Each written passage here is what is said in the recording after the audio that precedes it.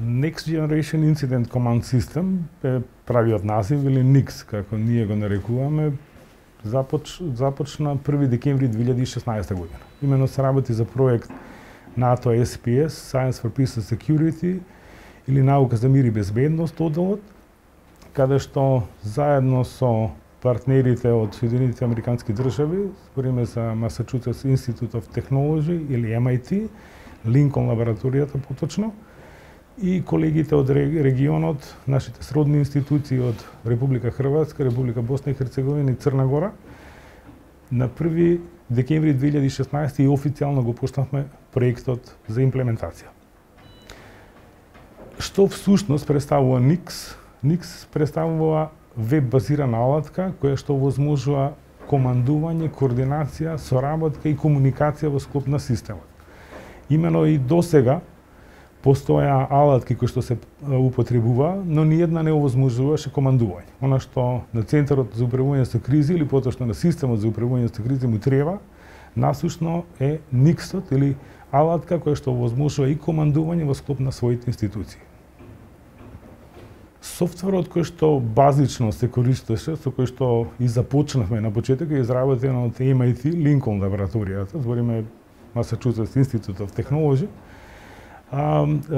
и истиот се користи во Соединетите Американски држави. Значи, Emergency Response институциите и Federal Emergency Management Agency и останатите го користат истиот модел. Она што ние почнавме, значи како базичен модел или базичен софтвер, беше истиот кој што веќе се користи. Она што на кое што работиме е прилагодување према нашата законска легислатива, за да може да одговори на потребите кои што се во Република Северна Македонија.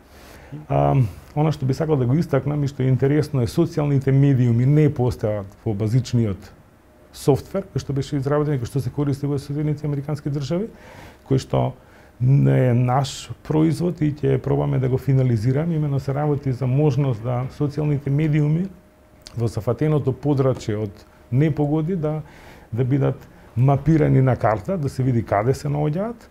И вториот дел кој што е многу покомплексен во делот околу и се работи за artificial intelligence или вештачка интелигенција, за да софтверот овозможи и да покаже кои се вистините, а кои се лажни во тој дел, за да не се трушат ресурси, тоа е спраќање на единици за спасување во тој дел. Вториот момент на кој што работиме е DSS или Decision Support System. Работиме на делот каде што новата апликација ќе овозможи за decision makersите, зборам за луѓето кои што се представници во главниот штаб и тие што го раководат главниот штаб како директорот во случајот, да имаат софтверска помош која што ќе им овозможи каква одлука треба да се донесе.